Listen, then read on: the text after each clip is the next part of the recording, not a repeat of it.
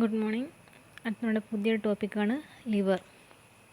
അപ്പോൾ ലിവറിൽ നമ്മൾ ലിവറിൻ്റെ അനാട്ടമി പഠിക്കുന്നുണ്ട്, അതേപോലെ തന്നെ ഫിസിയോളജി ഫങ്ഷൻസ് എല്ലാം പഠിക്കുന്നുണ്ട്. ഫസ്റ്റ് നമുക്ക് ലിവർ അനാട്ടമി എന്താണെന്ന് നോക്കാം. It is largest gland in the body. നമ്മുടെ ബോഡിയിലുള്ള ശരീരത്തിലുള്ള ഏറ്റവും വലിയ ഗ്രന്ഥിയാണ് ലിവർ എന്ന് പറയുന്നത്. അതിൻ്റെ വെയ്റ്റ് ഏകദേശം 1.5 കിലോഗ്രാമാണ്. Weight 1.5 kilogram. It is located in the upper and right side of the abdominal cavity. Position പറയുമ്പോൾ നമ്മുടെ ബോഡി സ്റ്റൊമക്കിനെ 4 ക്വാഡ്രൻ്റ് ആയിട്ട്, നമ്മുടെ ബോഡി 4 ക്വാഡ്രൻ്റ് ആയിട്ടാണ് പൊസിഷൻസ് പറയുക. താഴെ കാണുന്നത് ഈ ഒരു സൈഡ് റൈറ്റും ഈ ഒരു സൈഡ് ലെഫ്റ്റുമാണ്. മുകളിലുള്ളത് അപ്പറും താഴെയുള്ളത് ലോവറും. അപ്പോൾ ഈ ഒരു പൊസിഷൻ എന്ന് പറയുന്നത് എന്തായിരിക്കും? Right lower quadrant. ഇത് റൈറ്റ് അപ്പർ ക്വാഡ്രൻ്റ്. ഇതോ ലെഫ്റ്റ് അപ്പർ ക്വാഡ്രൻറ്റും ഇത് ലെഫ്റ്റ് ലോവർ ക്വാഡ്രൻ്റ്. അങ്ങനെ 4 ക്വാഡ്രൻ്റ് ആയിട്ടാണ് ഡിവൈഡ് ചെയ്തിട്ടുള്ളത്. അപ്പോൾ പൊസിഷൻ പറയുമ്പോൾ ലിവർ ഏത് പൊസിഷനിലാണ്? റൈറ്റ് അപ്പർ ക്വാഡ്രൻറ്റിലാണ്. And it is anchored to the diaphragm by the coronary ligament. ഈ കൊറോണറി ലിഗ്മെൻറ്റിൻ്റെ സഹായത്തോട് കൂടിയിട്ട് ഡയഫ്രത്തിൽ ആങ്കർ ചെയ്ത് നിൽക്കുകയാണ് ലിവർ ചെയ്യുന്നത്. ലിവർ അബ്ഡോമിനലിൽ എങ്ങനെ നിൽക്കുന്നത്? കൊറോണറി ലിഗ്മെൻറ്റ് സഹായത്തോടു കൂടി ഡയഫ്രത്തിൽ ആങ്കർ ചെയ്ത് നിൽക്കുകയാണ് ചെയ്യുന്നത്. ഇത് നമ്മുടെ ലിവർ. അപ്പോൾ ലിവറിന് ഇവിടെ ഇങ്ങനെ പിടിച്ച് നിർത്തുന്നത്, അബ്ഡോമിനലിൽ പിടിച്ച് നിർത്തുന്നത് ഈ ഡയഫ്രത്തിൽ ഇങ്ങനെ തൂക്കിയിട്ട പോലെ ആയിരിക്കും. ഡയഫ്രത്തിൽ ഇങ്ങനെ ആങ്കർ ചെയ്തിട്ടാണ് നിൽക്കുന്നത്. ഇതാണ് ഈ പുറത്ത് കാണുന്ന സംഭവം കണ്ടത്. ഇതാണ് ഡയഫ്രം. അപ്പോൾ ഇതിനെ സഹായിക്കുന്നത് ഈ ഗ്രീൻ കളറിൽ കണ്ടില്ലേ?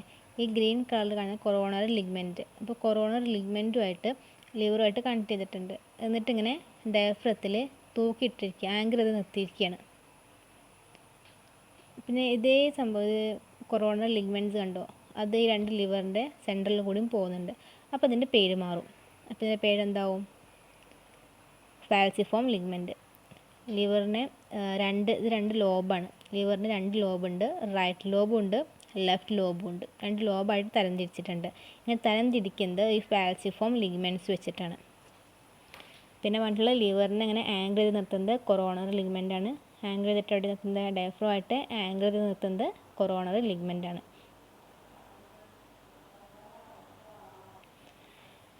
അടുത്ത point, the human liver is the same reddish brown colour as the animal liver. Animal ലിവറിനും അതേപോലെ ഹ്യൂമൻ ലിവറിനും സെയിം കളറാണ്.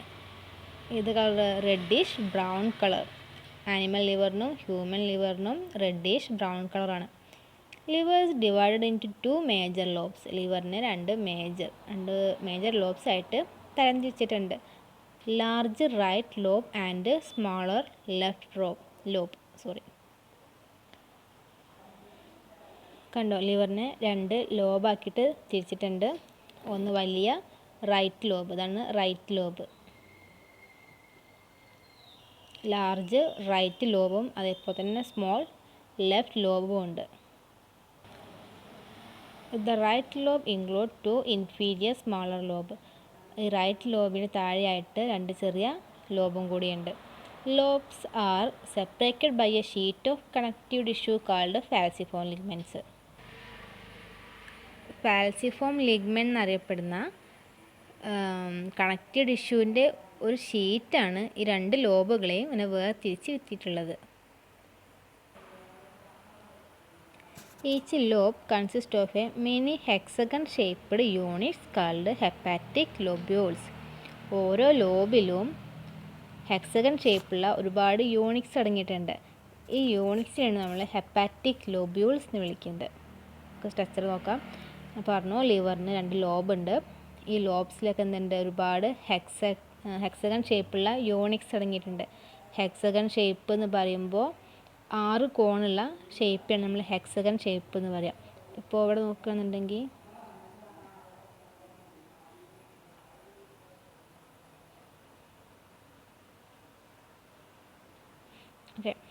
ഇവിടെ കണ്ടോ ഒരു സ്ട്രക്ചർ, ഇതിനാണ് ഹെക്സഗൺ ഷേപ്പ്. ഇത് ഒരുപാട് ഹെക്സഗൺ ഷേപ്പ് അടങ്ങിയിട്ടുള്ള യൂണിറ്റ്സ് ആട്ടോ. അപ്പോൾ നോക്കുകയാണെങ്കിൽ 1 2 3 4 5 6 ഒരു ഷേപ്പിന് 6 കോണില്ല. ഇങ്ങനെ 6 കോണുള്ള ഒരു ഷേപ്പിനാണ് ഹെക്സഗൺ ഷേപ്പ് എന്ന് പറയുക. അപ്പോൾ ലോബ്സ് ഉണ്ടാക്കിയിട്ടുള്ളത് ഒരുപാട് ഹെക്സഗൺ ഷേപ്സ് ഉള്ള യൂണിറ്റ്സ് അടങ്ങിയിട്ടാണ്. ഈ ഹെക്സഗൺ ഷേപ്പുള്ള യൂണിറ്റ്സിനെയാണ് നമ്മൾ എന്ത് വിളിക്കുന്നത്? ഹെപ്പാറ്റിക് ലോബ്യൂൾ എന്ന് വിളിക്കുന്നത്. അതിൽ ഒരു ഷേപ്പ് എടുത്താൽ ഏകദേശം കാണാൻ ഇങ്ങനെ ഇരിക്കും കേട്ടോ. Lobules are formed by a cubical shaped cells. ഇനി ലോബ്യൂൾസ് ഉണ്ടാക്കിയിട്ട് എന്തുകൊണ്ടാണ്?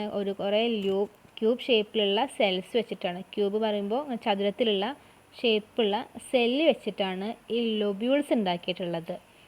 ആ സെല്ലിനെയാണ് നമ്മൾ ഹെപ്പാറ്റോസൈറ്റ് എന്ന് പറയുന്നത്.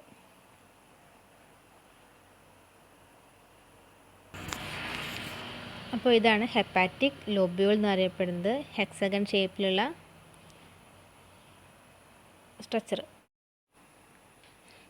അപ്പോൾ ഇതാണ് ഹെപ്പാറ്റിക് ലോബ്യൂൾ. നമ്മൾ പറഞ്ഞു ഹെപ്പാറ്റിക് ലോബ്യൂൾ ഉണ്ടാക്കിയിട്ടുള്ളത് ക്യൂബിക് ഷേപ്സ് ഉള്ള സെൽസ് കൊണ്ടാണ്. ആ സെൽസിനെ വിളിക്കുന്ന പേരാണ് എന്ത്? ഹെപ്പാറ്റോസൈറ്റ്സ്. അപ്പോൾ ശ്രദ്ധിച്ചു നോക്കൂ, ഇവിടെ കണ്ടോ കുറേ ക്യൂബിക് സ്ട്രക്ചേഴ്സ് കണ്ടില്ലേ? ചതുരത്തിലുള്ള കുറേ കുഞ്ഞു കുഞ്ഞു കട്ടകൾ ഇങ്ങനെ നിരത്തി വെച്ചിട്ടുണ്ട്. അപ്പോൾ ഈ കുഞ്ഞു കുഞ്ഞു കട്ടകൾ, ചതുരത്തിലുള്ള കുഞ്ഞു കുഞ്ഞു കട്ടകളെയാണ് നമ്മൾ വിളിക്കുന്നത് ഹെപ്പാറ്റിക് സെൽസ് എന്നുള്ളത്. ഹെപ്പാറ്റിക് സെൽസിനെ ഹെപ്പാറ്റോസൈറ്റ്സ് എന്നാട്ടോ പറയാം. അപ്പം ഹെപ്പാറ്റോസൈറ്റ് എന്താ പറഞ്ഞു. ഇനി എന്താണ്? ഇങ്ങനെ രണ്ട് നിരകൾ, ഇതൊരു നിര, ഇത് തൊട്ടടുത്തുള്ള രണ്ട് നിര, അങ്ങനെ നിരനിരയായിട്ട് അടുക്കി വെച്ചതല്ലേ, കോളംസ് ആയിട്ട് അടുക്കി വെച്ചതാണ്. അപ്പോൾ ഇങ്ങനെ രണ്ട് നിരകൾ അടങ്ങിയിട്ടുള്ളതാണ് ഹെപ്പാറ്റിക് പ്ലേറ്റ് എന്ന് പറയുന്നത്. Lobules are formed by cubical shaped cells. Lobules ഉണ്ടാക്കിയിട്ടുള്ളത് ക്യൂബിക് ഷേപ്പുള്ള സെൽസ് കൊണ്ടാണ്, ചതുരാകൃതിയിലുള്ള സെല്ല് കൊണ്ടാണ്. ആ സെല്ലിനെ വിളിക്കുന്ന പേരാണ് hepatocyte. Arranged in a column, നിരനിരയായിട്ടാണ് അറേഞ്ച് ചെയ്തിട്ടുള്ളത്. Which form a hepatic plate, അത് ഹെപ്പാറ്റിക് പ്ലേറ്റ് ഫോം ചെയ്യുന്നുണ്ട്. അപ്പോൾ ഹെപ്പാറ്റിക് പ്ലേറ്റ് എന്ന് പറഞ്ഞാൽ എന്താണ്? Made up of 2 column of cells. അങ്ങനെ സെൽസിൻ്റെ രണ്ട് നിരകൾ കൂടി ചേർന്നിട്ടുള്ളതാണ് ഒരു പ്ലേറ്റ് എന്ന് പറയുന്നത്. In between the 2 column of each plate lies a vessel called bile canaliculus. നമ്മൾ പറഞ്ഞു രണ്ട് നിരകൾ കൂടി ചേർന്നിട്ടുള്ളതാണ് ഒരു പ്ലേറ്റ് എന്ന് പറയുന്നത്. അപ്പോൾ ഈ രണ്ട് നിരകൾക്കിടയിലൂടെ ഒരു വെസൽ പോകുന്നുണ്ട്. ആ വെസലിനെ വിളിക്കുന്ന പേരാണ് ബൈൽ കനാലിക്കുലസ്. അതായത് ഓരോ പ്ലേറ്റിൻ്റെയും രണ്ട് നിരകൾക്കിടയിലൂടെ ഒരു വെസൽ കടന്നു പോകുന്നുണ്ട്. ആ വെസലിൻ്റെ പേരാണ് ബൈൽ കനാലിക്കുലസ്.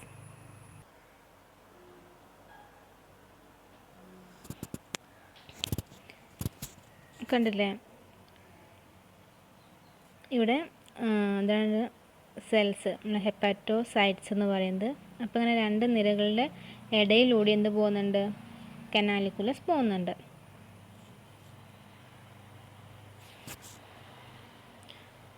ഇത് കണ്ടുകൂടെ എല്ലാം കനാലിക്കുലസ് പോകുന്നുണ്ട്, ബൈൽ കനാലിക്കുലസ്.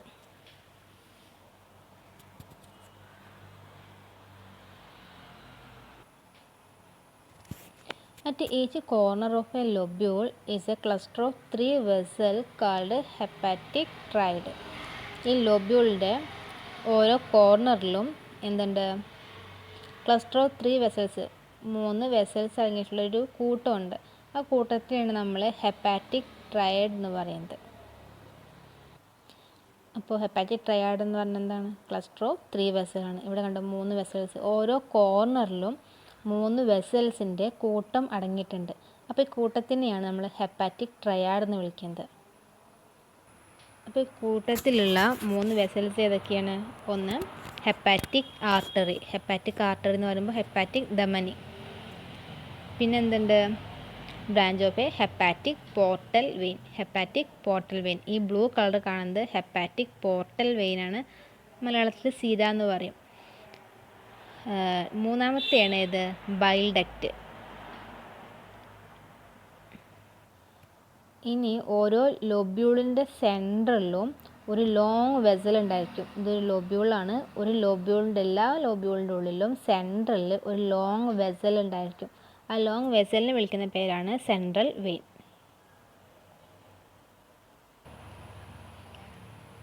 ഇനി ബൈൽ ഈസ് പ്രൊഡ്യൂസ്ഡ് ബൈ ഹെപ്പാറ്റോസൈറ്റ്സ്.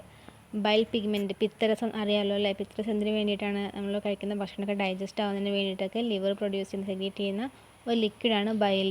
അപ്പോൾ bile is produced by a hepatocytes. Bile produce ചെയ്യുന്നത് ഹെപ്പാറ്റോസൈറ്റാണ്. ഹെപ്പാറ്റോസൈറ്റ് എന്തായിരുന്നു? നമ്മൾ മുന്നേ പറഞ്ഞു. എന്താണ് ഹെപ്പാറ്റോസൈറ്റ്? ഇതാ ലോബ്യൂൾസ് ഉണ്ടാക്കിയിട്ടുള്ള ക്യൂബിക്കൽ ഷേപ്പുള്ള സെല്ലാണ് ഹെപ്പാറ്റോസൈറ്റ്. അപ്പോൾ ഈ ഹെപ്പാറ്റോസൈറ്റ് പറഞ്ഞ സെല്ലാണ് ബൈൽ പ്രൊഡ്യൂസ് ചെയ്യുന്നത്. എന്നിട്ട് അങ്ങനെ ബൈൽ പ്രൊഡ്യൂസ് ചെയ്യും. ബൈൽ പറഞ്ഞാൽ പിത്തരസം, മലയാളത്തിൽ പിത്തരസം എന്ന് പറയാം. എന്നിട്ട് അത് ഇവിടെ നിന്ന് ഡ്രൈൻ ചെയ്തിട്ട് ബൈൽ കനാലിക്കുലേക്ക് എത്തും. ഹെപ്പാറ്റോസൈറ്റ് ബൈൽ സെക്രീറ്റ് ചെയ്യും, പ്രൊഡ്യൂസ് ചെയ്യും. എന്നിട്ട് അവിടെ നിന്ന് നേരെ ഒഴുകിയിട്ട് അവിടെ എത്തും, ബൈൽ കനാലിക്കുലേക്ക് എത്തും.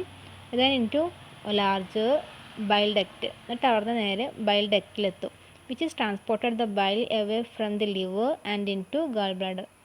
എന്നിട്ട് അങ്ങനെ ലിവറിൽ നിന്ന് ഗാൾ ബ്ലാഡറിലേക്ക് ട്രാൻസ്പോർട്ട് ചെയ്യും. എന്തിനു വേണ്ടിയിട്ട്? ഫോർ സ്റ്റോറേജിന് വേണ്ടിയിട്ട്.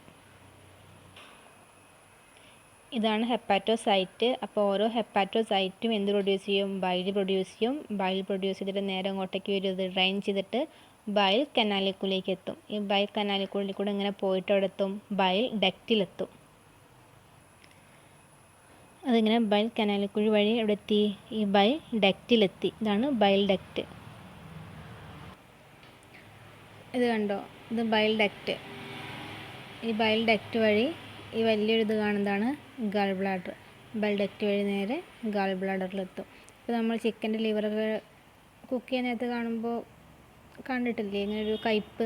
നമ്മൾ കയ്പ്പ് അറിയും, പച്ച കളറിൽ പുറത്തൊരു ഇങ്ങനെ സംഭവം ഉണ്ടാവും. ഇതാണ് ഗാൾ ബ്ലാഡർ.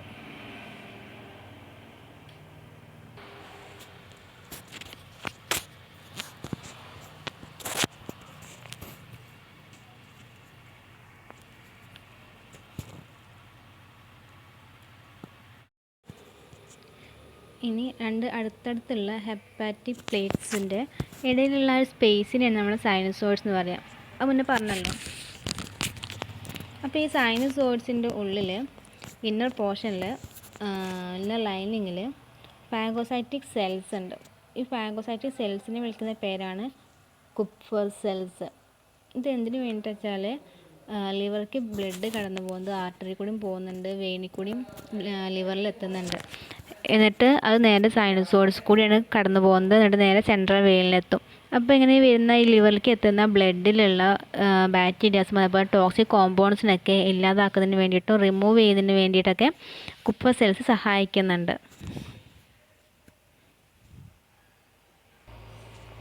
ഇതിൽ ബ്ലഡിൻ്റെ ഫ്ലോ കാണിക്കുന്നുണ്ട്. ഹെപ്പാറ്റിക് ആർട്ടറിയിൽ നിന്നും പോർട്ടൽ വെയിനിൽ നിന്നും നേരെ സൈനസോയിഡ്സിലേക്ക് എത്തും. സൈനസോയിഡിൽ നിന്ന് ടോക്സിക്കും അതേപോലെ തന്നെ ബാക്ടീരിയസിനൊക്കെ റിമൂവ് ചെയ്തിട്ട് നേരെ സെൻട്രൽ വെയിനെത്തും.